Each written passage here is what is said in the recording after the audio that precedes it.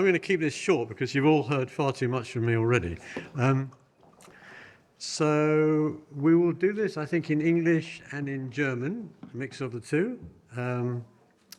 So I'd like to just introduce the two speakers. We're going to be talking about Holocaust relativization, distortion, and so forth, since the 7th of October, when it's all got a lot worse, obviously. So we have 4 members of this panel. Dr. Matthias Heyl, who's come in he works at the Ravensbrück Memorial Site. Professor Dr. Stephan Lehnstaedt from Touro University, Berlin, who will talk about Holocaust education. Dr. Dave Rich, who works in Britain for the Community Security Trust, which is doing absolutely heroic work in protecting the Jewish community from a lot of assaults these days. And Dr. Stéphanie Scher from the Compare Center for the Study of Antisemitism and Racism at the University of Haifa, Israel, who wrote a very good book on Holocaust denial some time ago and is now working on another book on Holocaust, or what's happened to Holocaust denial, relativization, since she wrote her original book, which we're all looking forward to very much. So I will shut up now, and I will ask Dave Rich to start.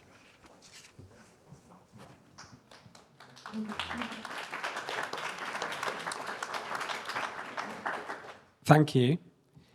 Firstly, thank you for inviting me. I'll be speaking in English, as you can tell. It's been a really interesting day. It was a really interesting panel and talk earlier. And I was struck by something that was discussed by a couple of the speakers. What is the problem with Holocaust denial? Why is it a bad thing? And the comment was made that the problem is not that it's offensive, although it obviously is. The problem is that it's untrue. And I would go further. The problem with Holocaust denial is when it is dangerous, denial and distortion, and they are dangerous when they are put in the service of a political project. When the purpose of Holocaust denial and distortion is not just to offend Jews, to deny the memory, to distort the history, but when it is done in order to support a contemporary political project. And this has always been the goal of Holocaust denial and distortion. Originally, or part of this was very much to undermine the moral case for the existence of Israel. I mean, the original political project was to rehabilitate National Socialism and Adolf Hitler, but since then, once it spread out from neo-Nazism, in 1980, Ernst Zundel, a very well-known Holocaust denier, wrote an essay called The West, War and Islam, in which he appealed to Arab governments to fund Holocaust denial projects because this would undermine the moral and political basis for the existence of the State of Israel. This was his argument, and it was all about attacking Israel. Now, we see this a lot today. I mean, the comparisons of Gaza to the Warsaw Ghetto and Israel to Nazi Germany, and so these are everywhere. They're on all the protests, they're online. I'm sure we are all very familiar with them. And a lot of it comes back to what we heard earlier about it's very closely attached to this determination to attach the genocide label to Israel. But I think there's something deeper going on as well that is not just about Israel, but is about democratic politics in general. There's a quote. Nick Griffin, who was the leader of the British National Party in Britain, he's one of the best-known kind of far-right leaders in Britain. And 30 years ago, he wrote an article in a neo-Nazi magazine called Spearhead, in which he wrote, this nonsense, and by nonsense he meant the Holocaust, the idea that it happened, because he was a Holocaust denier, underpins not just the Zionist state of Israel and Jewish power worldwide, but the entire edifice of global liberalism. The new world struggling to be born cannot do so until this lie is publicly exposed. Now, when he wrote that in 1996, no one was interested. No one was interested in the new world. You know, certainly looking at Britain, this was a time of prosperity, of social democracy, of optimism. Now that idea has a lot of people listening to it and being interested in it. And what we are seeing on the kind of radical left and the kind of nativist right in Europe and in North America is a combination of a few ideas. Firstly, that the post-war liberal democratic era is coming to an end. Secondly, that world, that international order was built immediately after World War II in order to prevent the crimes of Nazism and the Shoah from being repeated. I mean, in those early years of late 1940s, you had the UN Charter, you had the Nuremberg trials, you had the Universal Declaration of Human Rights, you had the Genocide Convention, all of these instruments. Now, when in the mid-2000s, the United Nations declared 27th of January as an International Day of Commemoration for the Holocaust, they referred explicitly to these conventions, to these developments as the connection between the two. And I think there are organizations, voices, very influential people, writers and populist leaders who want to basically move on from that post-war era, who want to tear down the liberal democratic order and replace it with something else, whether it is a leftist vision or a right-wing vision, and who see undermining Holocaust commemoration as absolutely key to that, because they see the Holocaust as an essential, has been used as an educational and a memorial tool to build this world. There's something I read once when reading about the attack on Pearl Harbor, actually, it's a completely different context. Something that is a very powerful deterrent is also a very attractive target. Right? Western governments, Western leaders have always used Holocaust memory and Holocaust commemoration to justify our liberal values, our democratic values. So if you want to replace that era, you've got to go for Holocaust commemoration. You've got to pull it down. And we see it on the radical left with this idea that the true sin, the original sin of Western civilization is colonialism. And that in the 20th century, the democratic powers, through their colonial genocides, were just as racist and just as genocidal as Nazi Germany, and actually the Shoah was just an internal European colonial genocide. And therefore, Holocaust memory should be replaced by anti-colonialism as the kind of moral foundation of the new world. And on the right, what you get is, you know, the best example of this, the most prominent example, is this American pseudo-historian called Darryl Cooper, who's been on Tucker Carlson, who's been on Joe Rogan, and so on. And his whole shtick is Churchill was the real villain of World War II, because he turned an argument over Poland into a global war, and that we, the world, have drawn completely the wrong lessons from the Holocaust, because these are the lessons that justify mass migration into Western societies. And if you want to cut off the flow of mass immigration into Europe and North America, we have to relearn the lessons of World War II and recognize we took all the wrong lessons from it. That's the kind of anti-immigrant right-wing view. So you've got these two things going on different sides, but they both share, even though they're political opposites, they both share this idea that mainstream Holocaust commemoration is a problem.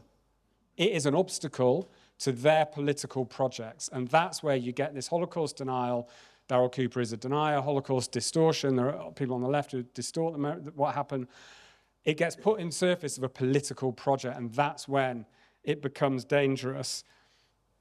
Yehuda Bauer, the late Yehuda Bauer, who's one of the greatest historians of all of this, he wrote many years ago that a reversion back to normalcy regarding Jews requires the destruction of the Holocaust-caused attitude of sympathy. As in, if you want to rehabilitate anti-Semitism, you've got to overcome the fact that people feel guilty about the Holocaust. And I think the two things, I think he's right, but I think there are two things going on there. One is what was discussed in the earlier panel about the genocide charge is also part of this. But also, I would expand it. If you want to tear down liberal democracy, you also have to overcome the Holocaust and the memory of the Holocaust and the lessons from World War II. And I think that project is in play on left and right, and we have to be very aware of it.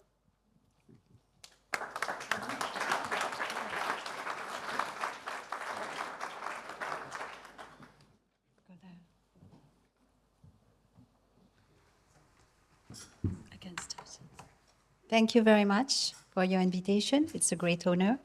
I'm waiting for the PDF. It's going to wake you up because it's the time of the nap. Sorry also for my accent, if it's okay. And I will try to not talk too fast, but at the same time, I need to talk faster because they are waiting for me in 8 minutes, 10 minutes. So I can start. Can I go here? Thank you. And this it is. So there are just two key points that I wanted to address with you. It's I'm an expert on Holocaust denial, but in our days we are talking a lot of Holocaust distortion. For me, I wanted to see the link between the two of it because it's very important, and also the convergence between far left and far right. So this is the 2 points that I wanted to say. First of all, about the definition, because we are always talking about Holocaust distortion, we know that, and we demonize a little bit about Holocaust denial. So it's important to see that there is link between two of them. Holocaust denial are sometimes have 500-page books, so it's a lot.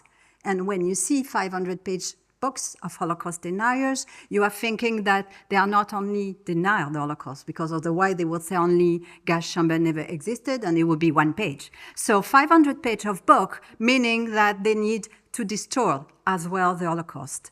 And in the opposite, when you see Holocaust distortion, Holocaust distortionist, we call them like this, we can see that it's sometimes a step with Holocaust denial. So it's important to see that they are two related.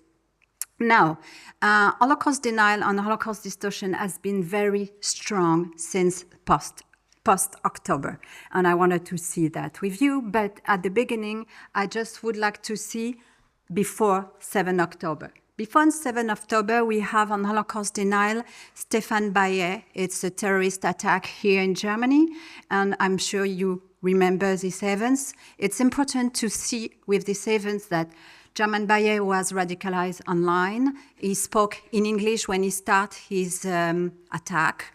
At the same time, when he started his attack, he said, "I am Anon, and I think Holocaust never existed." This is the first time in the history of Holocaust denial that we have a link between terrorist attack and Holocaust denial arguments. So before 7 of October, Holocaust denial was already very strong. And then Holocaust distortion, you all saw this picture, all of them in the public space, online, offline, on the street during the pandemic. It was very strong Holocaust distortion already before 7 October.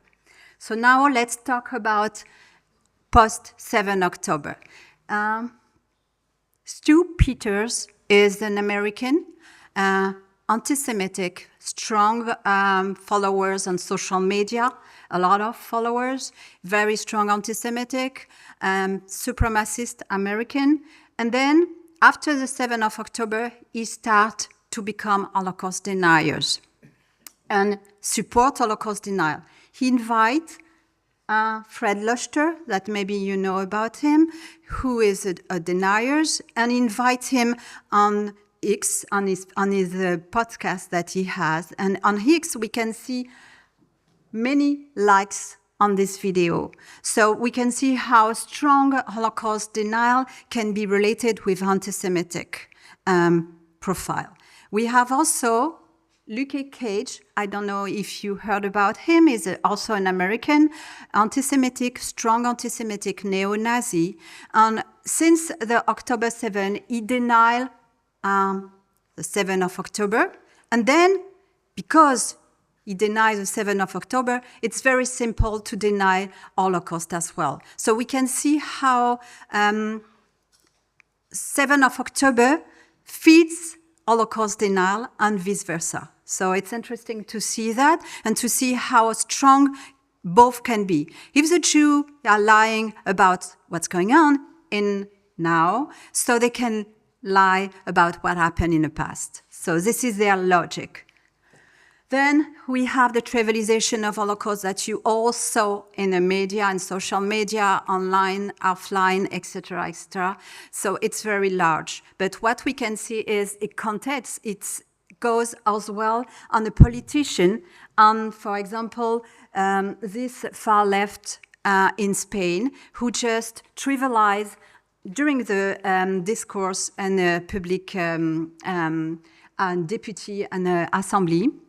She she trivialized the gas chamber with what's going on in Gaza. So we can see how strong is Holocaust distortion, Holocaust denial. Then you also, it's not new, but you can see that it comes from far left with vandalize all the memorial that we have on Holocaust, from far left, from far right. But it's very important to say that it's not only far left and what I want to say, it's Holocaust deniers can be from far left, from far right, that it's important to say it. And we can see that they have a struggle that come together. So it's very important to say it as well. And then something that I wanted to show you to explain the convergence of ideology is with Ilan Pappé. I'm sure you know about Ilan Pappé. Ilan Pappé is an historian, anti-Zionist, who become very strong since the 7th of October. And what is interesting to see here on his book that is translated in French, he have the preface from Youssef Indy. Youssef Indy is an anti-Semitic, conspirationist, French activist and related with Égalité and Réconciliation. Égalité Réconciliation is from Alain Soral, and it's very anti-Semitic, extremist far right. So as we can see here that the convergence between one and another one is very strong since the 7th of October. I don't want to do more, so I'm done with this. Thank you very much. And this is my books.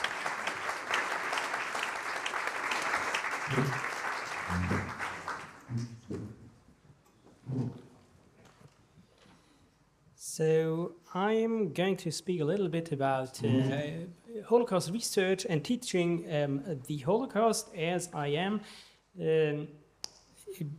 teaching the Holocaust at Touro University, Berlin. And part of the problem of doing so in Germany is probably that we have the only master's program in Holocaust studies in the whole of Germany. And this program is actually run by an American Jewish university in Berlin.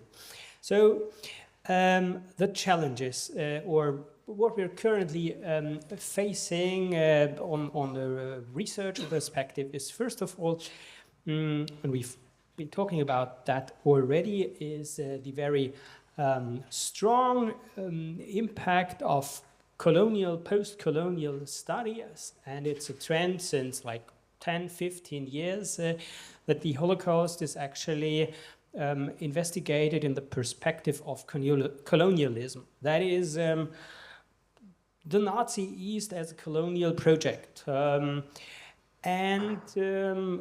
This can be intellectually interesting, but the thing is that, of course, and that links to what we've already heard, what the Nazis did in the East is not a phenomenon of colonialism, so to speak. So it's not the first crime, or the Holocaust is not part of the bigger colonial crime, but the Holocaust is a crime that stands outside of colonialism. Because in the end, this idea of Nazi colonialism is, for many scholars, including me, not really convincing, but it's a very strong argument, and it's put forward, and it kind of but in the end, if not done properly and scholarly, it can, of course, trivialize the Holocaust, because it's just something that colonialism did, and the Nazis are just part of colonialism.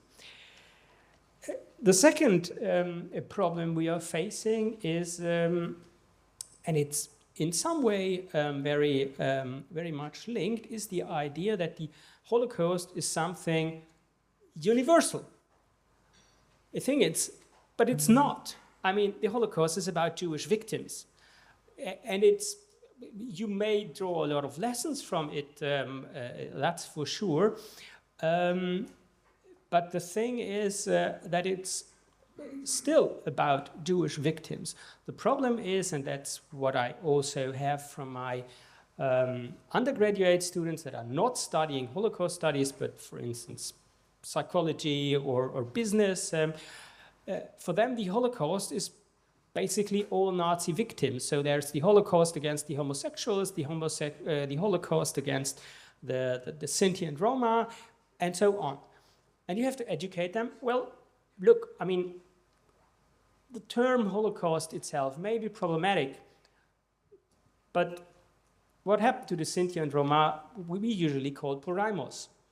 What happened to the homosexuals is not the Holocaust. It's not like every crime, every murder is just the Holocaust, because it's just trivialization of the Holocaust.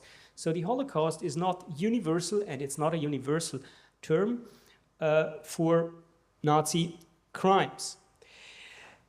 And I think also to counter this, of course we need a proper research, but we also need a closer link of Holocaust studies and genocide studies, because those are, although used in the same term, like Holocaust and genocide studies, we have a famous journal that is bearing this title, but usually it's different scholars who do different stuff. But what we actually need is comparative studies, because comparison means that you can show the differences. If we declare that the Holocaust is singular, is without precedent, then of course we have to show that by comparing it to other genocides and showing what are the differences, why is it singular, why is it different from it. So this is certainly something we have to do. And the problem is that genocide studies in Germany, I would say, is particularly weak. So we have few academics that actually deal with it, but we have a lot of opinions. And the fact that the Holocaust, that genocide studies is so weak, and on the other hand, so strongly linked to the Holocaust, is, in my view, exemplified by the very invention, the very coining of the term genocide, which was done by Raphael Lemkin, a Polish Jewish scholar that fled to the US, and there in 1944 published his book, Axis Rule in Occupied Europe. And he showed the link between the occupation of Europe, the anti-Jewish measures in Europe, and then he came up with the term of genocide. And we should not forget that these links exist. It's not different things. However, this book has not even been translated into German. We will come up with a translation in April, probably, then it's out. But isn't it astonishing that 80 years after the Holocaust, for 80 years after the Holocaust, this crucial work that actually came up with the term genocide does not even exist in German? And what we also have to do, and where I see many problems, is actually the post-history of the Holocaust. So that is the after-history of the Holocaust, after 1945. For instance, the research into compensation for Holocaust victims. It's also something that can be very troublesome, because we now have to fight against, when we want to do this research, we have to fight against the problems that there are so many other poor victims. So why deal in particularly with the Jewish victims? Well, the answer from a German perspective is because those Jewish victims are our victims, so we really should deal with them. And but this is a fight. I mean, Volker Beck has done with me the ghetto pensions in the early 2000s, and it was really a tremendous fight because people still thought, well, the Jews and the victims, should we pay it? Should we do it? And we need research on it also to show what is the difference between compensating Jewish victims and what is the difference to other victims. We have to compare it, but then only by comparing it we can show the differences. So there's a lot to do, and we face a lot of challenges.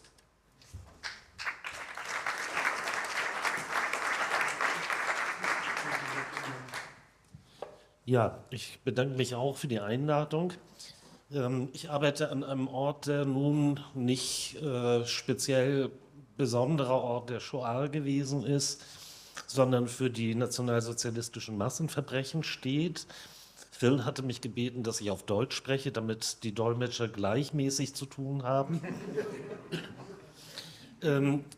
Der 7. Oktober 2023 hat alles für uns verändert. Auch allein durch den Fakt, dass am 9. Oktober Emmy Abel, eine Überlebende des Lagers Ravensbrück, aus Israel nach Ravensbrück kam für ein pädagogisches Programm. War lange geplant, ihre Töchter haben gesagt, fahr bloß, und sie ist gekommen und blieb am Ende 6 Wochen dort. Und sagte dann mehrfach den Satz, während wir die israelischen Nachrichten abends schauten, wie merkwürdig, dass ich mich heute in Ravensbrück sicherer fühle als zu Hause. Wir haben mit Emmy das große Glück, dass sie ihre Geschichte am Ende doch erzählen konnte. Sie hat immer gesagt, ich war so klein, im Gegensatz zu meinen älteren Geschwistern, dass ich keine Ravensbrück-Geschichte erzählen kann. Ich habe Bilder im Kopf. Und wir haben sie mit einer Graphic Novelistin zusammengebracht, die ihre Bilder ins Bild gebracht hat. Und mit diesem Buch arbeiten wir seit dem 7. Oktober verstärkt. Schnelle Reaktion von manchen Berliner Schulen war, Schulen mit einem hohen Anteil muslimischer SchülerInnen, dass die erstmal ihre Besuche in der Gedenkstätte, auch Mehrtagesprojekte abgesagt haben, weil eine Unsicherheit an den Schulen herrschte, wie die Ereignisse des 7. Oktober möglicherweise muslimische Jugendliche austicken ließen an einem Ort, der doch dann immer wieder als ein Ort gelesen wird, wo, wenn man mit den Jugendlichen darüber spricht, wie vielfältig die Häftlingsgesellschaft gewesen ist und dass jüdische Häftlinge in Ravensbrück eine deutliche Minderheit waren, doch immer die Frage kommt, und was hat man mit den Juden doch so gemacht, weil das Konzept des Häftlings Jüdinnen und Juden für die Jugendlichen sind. Wir haben in dem vergangenen Jahr eine Gruppe gehabt, die dann endlich wiedergekommen ist, ein ganzer Jahrgang an der Berliner Schule, muslimische SchülerInnen zu 95%. Erkennbar, das Fürstenberger Stadtbild veränderte sich und die Jugendlichen machten gleich Erfahrungen mit anti-islamischem Rassismus. Und das ist das erste Mal gewesen, dass ich an eine Schule für den Nachfolgejahrgang zum Elternabend gegangen bin, um mit den Eltern darüber zu sprechen, ob Fürstenberg an der Havel, der Ort an der Gedenkstätte Ravensbrück, ein No-Go-Area für Jugendliche mit migrantischem Hintergrund ist. Was mir aufgefallen ist in den vergangenen Monaten, ist, dass wir mit Leugnungsphänomenen, mit Bagatellisierungsphänomenen von muslimischen Jugendlichen kaum zu tun haben. Und dass für die Leugnung der Geschehnisse die Kommunalwahlen und die Landtagswahlen in den ostdeutschen Ländern, die Europawahl viel entscheidender gewesen sind. Dass wir nämlich im Moment massiv damit konfrontiert sind, dass die Kinder der 90er Jahre Baseballschläger-Nazis uns provozieren. Dass wir von nicht-muslimischen Jugendlichen, von Jugendlichen aus Mecklenburg-Vorpommern, Brandenburg, aus ländlichen Regionen eine massive Veränderung der Atmosphäre erleben, zum Teil als Hintergrundrauschen, zum Teil provokativ. Dass Leugnungsphänomene also im Wesentlichen bei uns nicht aus der migrantischen Gesellschaft kommen, sondern aus der deutschesten. Und ich erinnere mich, im vergangenen Jahr war ich auf einer bundesweiten Gedenkstättenkonferenz, wo man sich eigentlich auch unter dem Eindruck des 7. Oktobers über antisemitismuskritische und rassismuskritische Bildung unterhalten wollte. Und man hat sich am Ende über Antisemitismus und Rassismus unterhalten, aber nicht über Antisemitismuskritik und Rassismuskritik. Und wo Elke Gryglewski als Critical Friend am Ende dann auch sagte, naja, eigentlich hätte diese Tagung viel mehr wehtun müssen. Das Spannende war, dass zu Anfang in dieser Tagung Reaktionen von Gedenkstättenmitarbeitenden auf eine Umfrage zu Antisemitismuserfahrungen in Gedenkstätten verlesen wurde.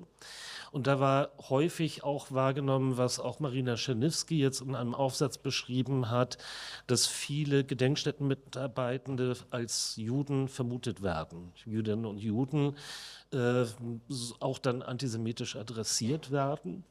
Das, was sich aber die Veranstaltenden hervorragend ausgedacht hatten, dass sie Erfahrungen von jüdischen Jugendlichen mit Gedenkstättenfahrten beschrieben haben. Wie ein jüdisches Mädchen sich der Klassenlehrerin gegenüber erstmals als jüdisch zu erkennen gab und sagte, sie hätte nicht das Vertrauen, mit ihrer Schulklasse die Gedenkstätte zu fahren. Das sei für sie kein safer Space, mit ihren Mitschülerinnen und Mitschülern zu fahren. Dafür, dass sie nicht mitfährt, muss sie dann ein Referat halten über den Holocaust. Und ein anderes Mädchen beschreibt, wie sie mit ihrer Berliner Schulklasse in Sachsenhausen gewesen ist und auf der Rückfahrt gefragt wird, warum bist du nicht gleich da geblieben? Und ich glaube, dass das unheimlich wichtig ist, in unsere Diskurse mit reinzunehmen, Antisemitismuserfahrungen von antisemitisch Adressierten. Ich nehme wahr, dass die erinnerungskulturelle deutsche Volksgemeinschaft sehr weiß, sehr bildungsbürgerlich und häufig ohne Rassismus- und Antisemitismuserfahrung ist und deshalb da nicht sonderlich alert darauf reagiert. Mir erscheint das Wort von dem Gedächtnistheater manchmal schon realistischer und ich muss sagen, dass ich meine Szene verstärkt in Frage stelle, so wie vor kurzem ein jüdischer Referent auch gesagt hat, ich frage in dieser Szene rum, was wisst ihr eigentlich über die Verstrickung in den Nationalsozialismus in euren Familien? Und ich glaube, das ist etwas, was man sozusagen auch sehen muss. Es braucht keine Leugnung des Holocaust, es braucht nur ganz gelinde Formen der Negierung, des Desinteresses, der Derealisierung und diese Gefühlserbschaften, die den deutschen Diskurs dazu bestimmen, sind einfach immer wieder hinderlich und wir, die wir uns in dieser Szene bewegen, sind nicht notwendigerweise die Lösung des Problems, sondern Teil des Problems.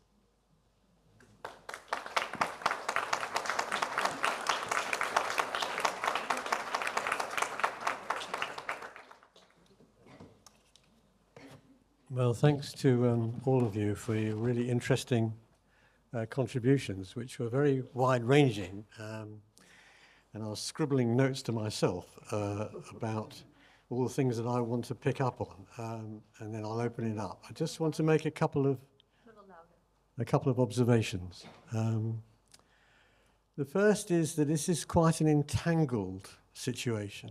There are lots of different currents and forces at work here. On both the far right and the far left. And working to protect Holocaust memory is both a question about truth. That goes back to Jeffrey Hirsch's insistence in the last session about the importance of truth and falsity.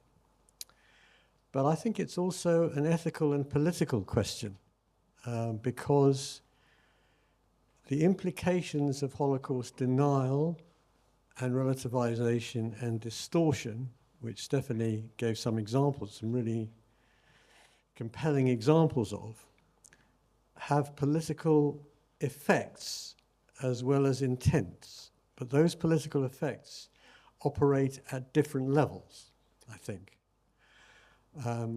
Dave's point, which I think also echoed something that Jeffrey Herf said before, which is about the defense of liberal democracy and liberal democratic values, I think is, and he made a very strong argument here, which is that it is at stake here. There is a political project on both the far right and the far left. And though they may have different political understandings of what that project might mean, they share something which is fairly fundamental. And I've been thinking about this quite a lot, because I've always thought that the Genocide Convention and the Universal Declaration of Human Rights are basic founding documents, basic founding normative documents of the post-war period. And the assault on Holocaust memory through denial or distortion or relativization really is implicitly or explicitly an attack on that. But fighting it, combating it, is both a kind of matter of defending the historical record, but also the values that are at stake here. And in a way, the last contribution, which is, you know, folks particularly on the far right, but raises those questions. What does it mean to defend liberal democratic values, and what is the place of the truth of the Holocaust and Holocaust memory?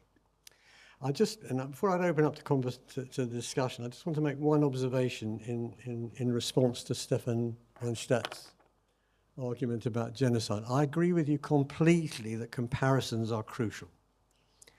And any significant comparison between the Holocaust and a range of other genocides, and not genocides, as in the case of Gaza, make it clear how urgent and central anti-Semitism was to the Holocaust. That's true. And that's very, very important. But I also think that every genocide has both of those component parts to it. It has the assault on a particular group and an assault on humanity itself. This links to the defense of liberal to certain basic values. And this was Lemkin's actually central ambition, really. Because it wasn't the Holocaust originally that attracted his attention when he was thinking about the crime of genocide, even though he didn't have a name for it. It was what happened to the Armenians and the fact that nobody was punished for what happened to the Armenians. That didn't mean that he then relativized the Holocaust. He didn't. He understood what the Holocaust meant. But the point of the convention was that if you attack a group, I'm going to throw this idea out, so I shouldn't really be abusing my position and moderating it, but I do want to do it. If you attack a group, and especially if you attack a group in the most radical way that we know of so far, which was the Holocaust, and you were successful in annihilating that group, which is what the Nazis wanted to do, you did two things at the same time. One is that you destroyed that group, so it was an assault on that particular group. But if you were successful, something would have happened to humanity, to your understanding of humanity. And that's why the Holocaust was so important, actually, because the convention drew that lesson that you need to defend every group under attack, especially the Jews. So when you accuse Jews of the crime that was committed against them, you are undermining the memory and the truth of that event, but you're also putting everybody else at risk. I'll shut up now and open it up to questions from the floor, if there are any. You can also ask them. Yeah, in this, well, first I should let you all respond to my provocations. Anybody? I think with we probably all agree that comparison is crucial. The thing is, however, that for education it becomes really problematic because, and I wonder if you agree, at a memorial site in Germany or in Poland, wherever, we are usually not an expert for the Israeli-Arab conflict. So how to deal with those who ask for the comparison or who relativize or say, well, it's just what the Nazis did.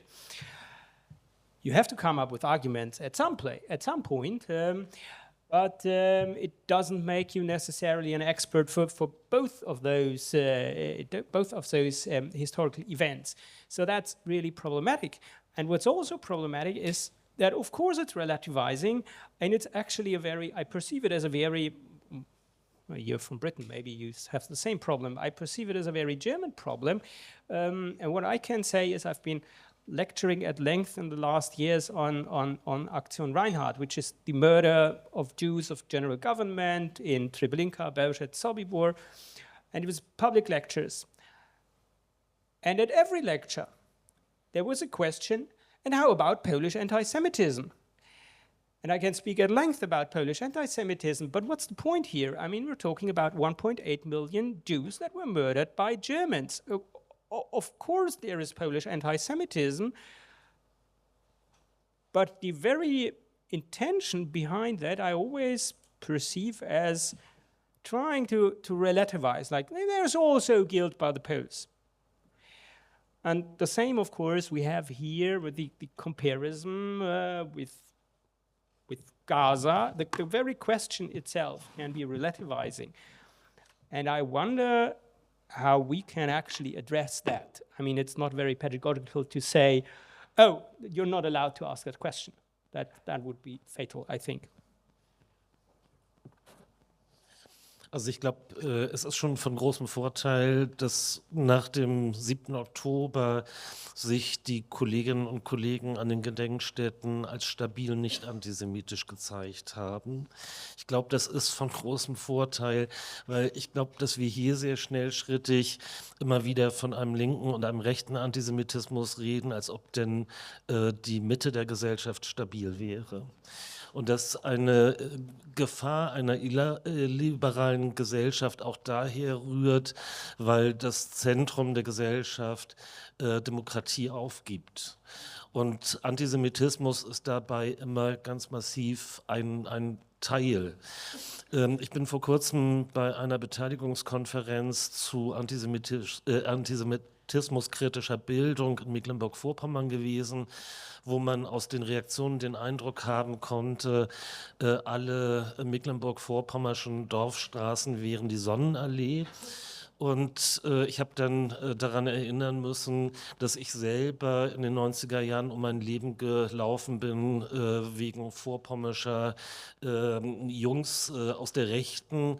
Und dass 2012 die SPD-Landtagsfraktion einen Couragepreis ausgegeben hat, wo sie Günter Grass als Redner haben wollte, der damals durch seine Mitgliedschaft und durch ein antisemitisches Gedicht gerade aufgefallen war. Und als ich dagegen Beschwerde einlegte, hat mich der Vorsitzende der SPD-Landtagsfraktion eingeladen und mir erklärt, meine Kritik sei Teil der Antisemitismus-Holzhammer-Kampagne des Zentralrats der Juden. Also wo jemand aus der Mitte der Gesellschaft so spricht. Und ich glaube, wir müssen wirklich sehen, dass die Gefährdung dieser Gesellschaft mit darin liegt, dass viele von Ermüdungserscheinungen sprechen bei der Beschäftigung mit der Geschichte. Da ist es schnell eine gute Ablenkung, nach Gaza zu schauen. Und dass das solche für mich faszinierenden Phänomene sind, dass die sich am meisten beschweren, zu viel konfrontiert zu sein, am wenigsten wissen. Und da, finde ich, ist die Herausforderung für uns, sozusagen mit den sehr niedrigschwelligen Formen von Verleugnung, Derealisierung uns zu konfrontieren und das dann eben auch für die Szene zu tun.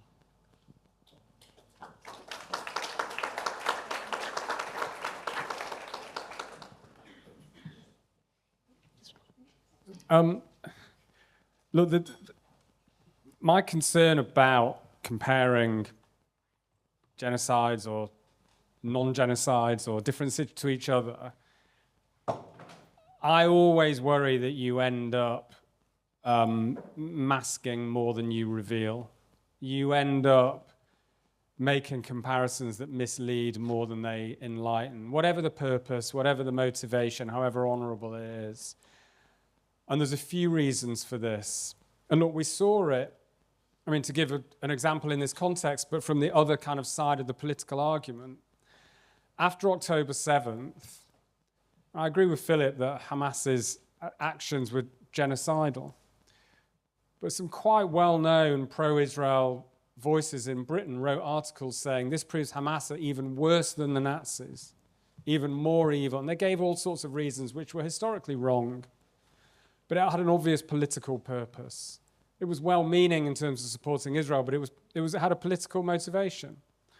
And I think, and this comes back to the discussion earlier about the importance of facts. And obviously, as academics, facts and truth are very, very important and an essential building block. But to the extent that allegations of genocide or denial of the Holocaust or distortion of the Holocaust is politically driven, establishing the facts is of limited ability to counter the politics, because the people driving the politics are starting from a theoretical position, not from an objective pursuit of facts and truth position. So we just have to acknowledge the limitation of, if we only establish the facts, everything else will fall into place. It tends not to work like that.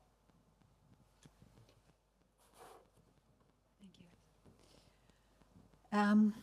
As an historian, facts matters. And so ERA just made a campaign on that, facts matters. And it's the only point that it's important to remember. So when we have historian of the Holocaust, as Omer Bartov, who just compare what's going on in Gaza and the Holocaust, and compare Israeli with Nazi, he is not an historian anymore for me. He is a ideologue. He is pointing his ideology before his profession, his historian profession, his methodology of history. And it's very important to say it. And for me, I don't know if there is a genocide in Gaza. I just don't know, because facts matter. And for now, the war is still over there. So we can't have the proof, we don't have the facts. So it's not possible to make a comparison. And so comparison can be done on genocide when the facts are here. For now, they are not. So it's very important for an historian to wait and to weigh the facts. So this is one point important about what you said. And then it's another question that maybe I can raise quickly. It's a question of history and memory. It's always a question that I've been asked, how we are going to do without the survivor. How history, even if Holocaust deniers are not going to win because the survivors are not here to pass the memory, the history of the witness of what they have survived. So this is a big question, and I've always been asked about that. And for me, we have to be very, very positive, because even if the survivor die, as its generation, the history come to life to a written history. And we have so many video testimony of the survivor. We have now even online, like we can, how we call that? When we have survivor with a video, we can ask them the question online, and what is the name? I forgot the name, sorry. So we have so many witness, we have so many testimony of the witness, of the survivor, that we shouldn't be worried. And secondly, we have history, we have the facts, we have so many archives, so many, that we shouldn't be worried about the fact that survivors will not be here soon. So this is the point that I wanted to address.